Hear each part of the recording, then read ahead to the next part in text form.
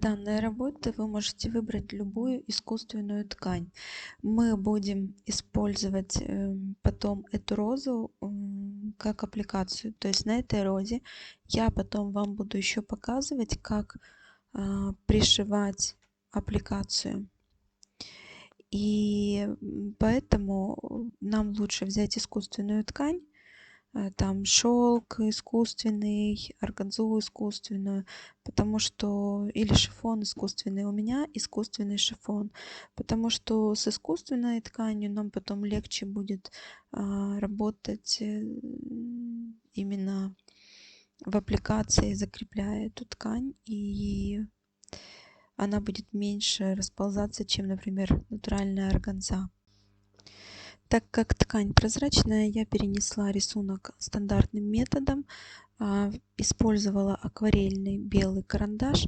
И сначала я пройду весь рисунок тамбурным швом, для того, чтобы потом было легче вышивку делать с изнанки. Вот я уже сразу сделала вышивку тамбуром. Эту работу я уже вам не показываю, потому что мы много тренировались в предыдущих модулях. И здесь я хочу вам показать, как можно прятать нить на изнанку, прокалывая, забирая, да, вот эту ниточку в цепной стежок вовнутрь. Возможно, вы просто раньше так не делали, я не помню, показывала я это, не показывала этот нюанс. Ну, здесь я вам более подробно его покажу. То есть мы в саму дорожечку убираем ниточку и потом на изнанке это все закрепляем. Вот такая получается изнанка. И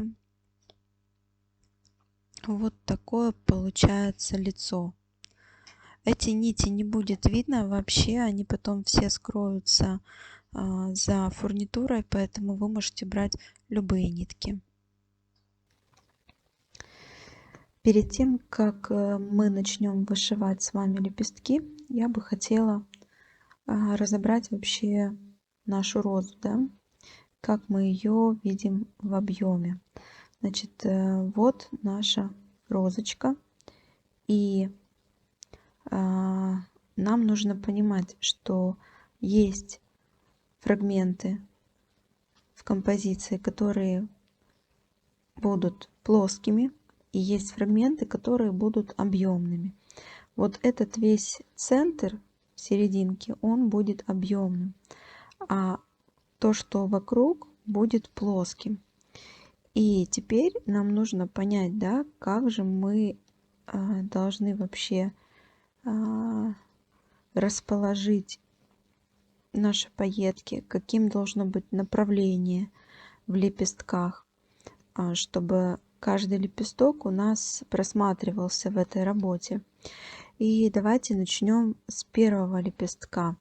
То есть откуда мы сначала начнем заполнение. Значит, мы начинаем сверху, вот здесь, с этой точки, и двигаемся вниз к центру. Вот таким образом. И здесь нужно понимать, да, что радиус по внешнему краю у нас больше, чем по внутреннему. Поэтому мы не все дорожки с пайетками будем доводить до конца. То есть есть такие дорожки, которые нам нужно довести только до серединки и вернуться потом обратно. Потом следующую дорожку мы доводим вниз, и этой дорожкой мы перекроем то пространство, которое у нас здесь останется свободным. И таким образом мы будем двигаться, заполняя лепесток. Вот так. Плавно выводя его. Вот таким образом, да. То есть где-то ряд у нас будет длинным, где-то у нас ряд будет коротким. И мы должны постоянно следить, чтобы у нас красиво вот здесь была выкладка пайеток. Далее, как мы сделаем, например, следующий лепесток. Здесь можно пойти сверху, да, как бы справа налево, можно пойти наоборот снизу вверх. Ну вот, давайте пойдем вот так. То есть нам самое важное, чтобы сохранялось вот именно красивое направление диагоналей таких. Вот таким образом мы будем заполнять. Здесь могут быть вообще коротенькие рядочки, да, на повороте. И потом снова уходить в более длинные ряды. Далее, например, вот здесь можно тоже идти сверху. И вот на участках, где у нас идет такое расширение, мы можем прокладывать короткие линии.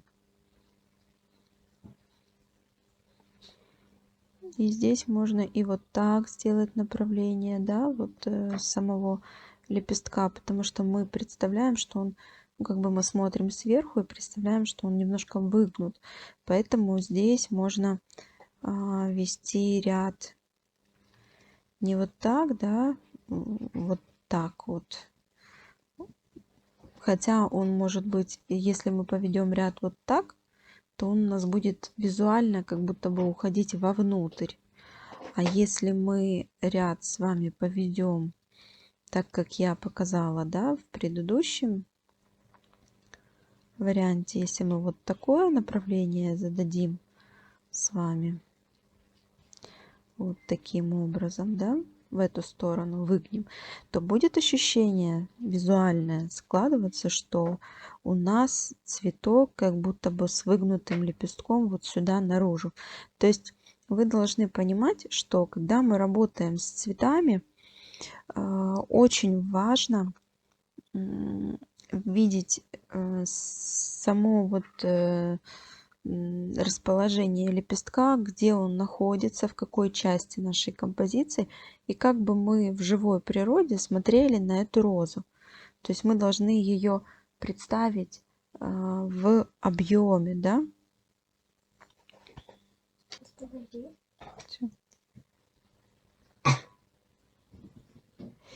И теперь мы перейдем к верхнему лепестку. Вот таким образом мы можем заполнить верхний лепесток практически равномерно, да, потому что вид у нас на этот лепесток сверху. То, как мы будем заполнять вот эту форму внутри, мы будем рассматривать в следующем видео. Теперь перейдем к верхнему цветочку. Теперь что здесь у нас, да, получается? Значит, у нас есть вот этот лепесток, и мы тоже его заполняем вот таким образом, просто, да, спуская дорожки здесь. Вот так. Далее.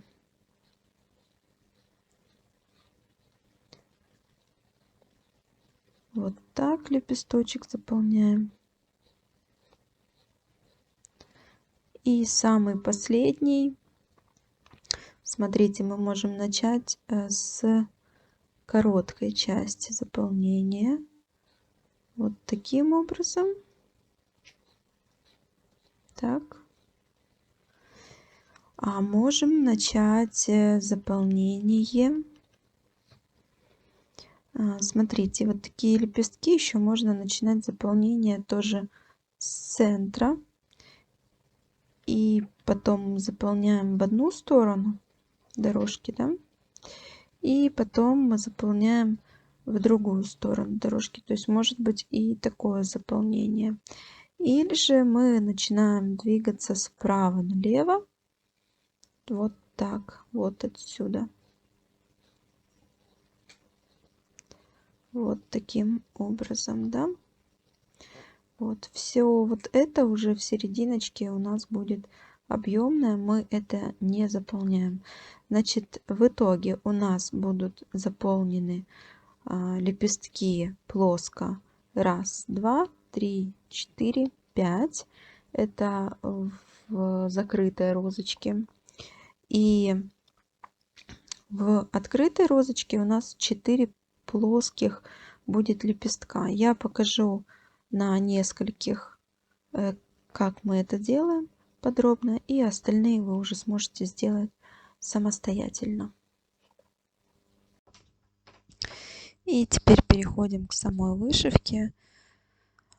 У меня пайетка 4 миллиметра, плоская.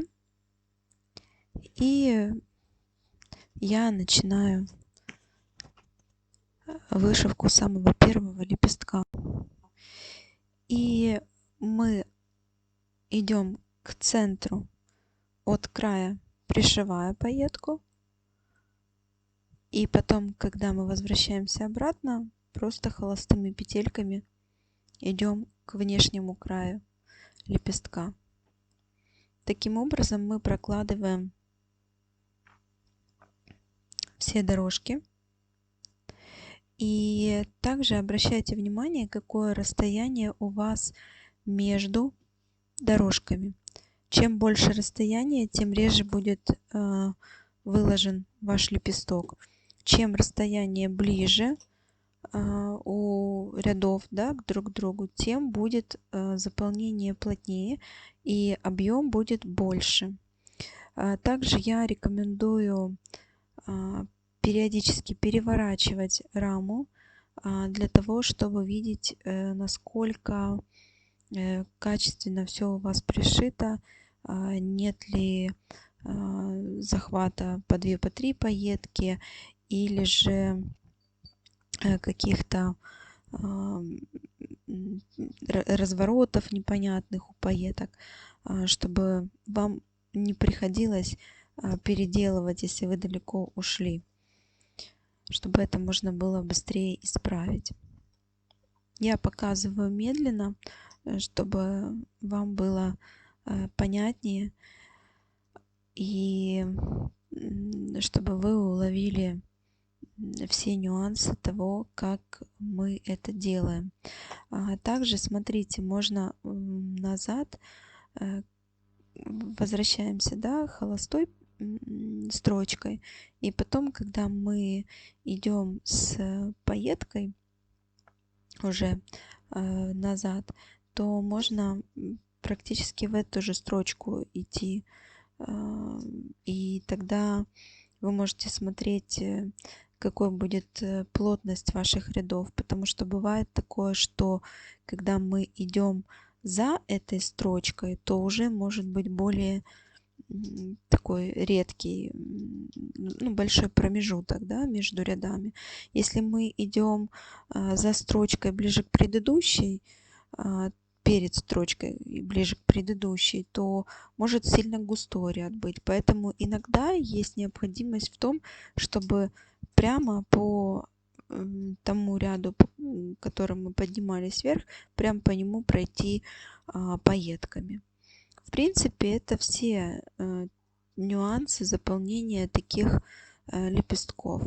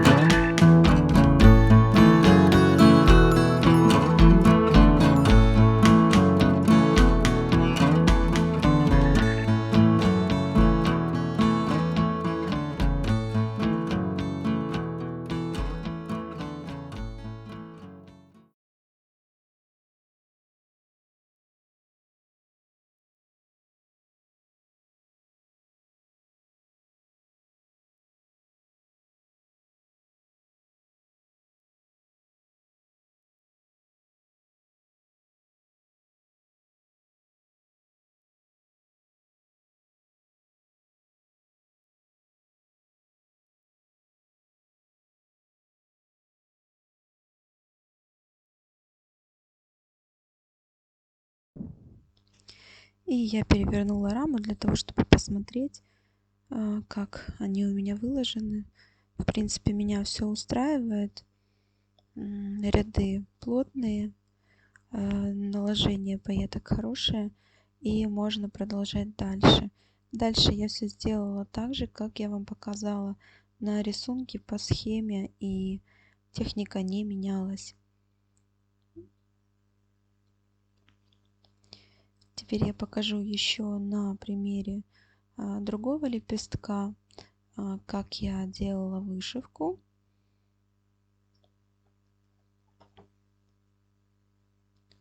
Значит, здесь мы точно так же начинаем движение сверху, подаем пайетку и двигаемся вниз.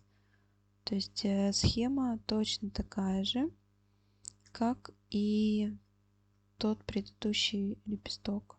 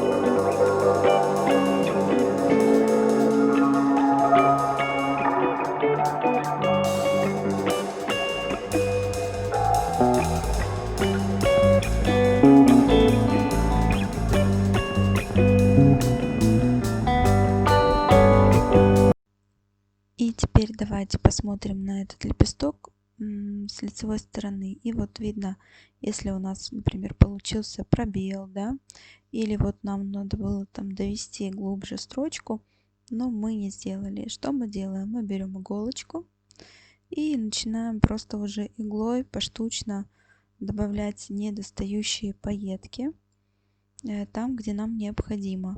Также я вам покажу, когда у нас, например, 2 или 3 пайетки мы пришили, нам не надо распускать всю строчку, мы можем просто срезать лишнюю пайетку, потому что все равно такое может происходить, когда у нас пайетки, например, склеиваются, да, и нам тяжело их рассоединить.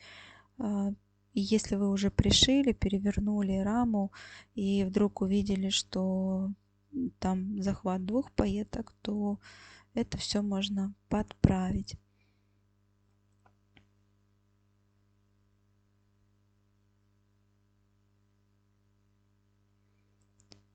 Вот, видно, что я подправила, и вообще ничего не заметно. Вот у меня двойная пайетка, даже 3 пайетки вместе было пришито. Когда вы подрезаете, нужно очень-очень аккуратно это делать, чтобы не разрезать нить, чтобы ниточка не повредилась и у вас вся дорожка не рассыпалась.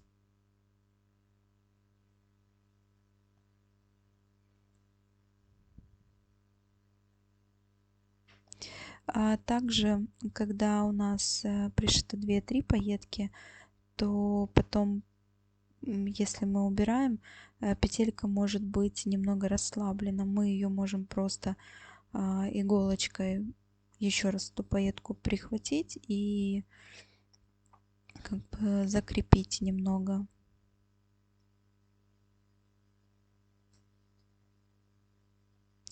И тогда она будет более плотно лежать, и она не будет болтаться.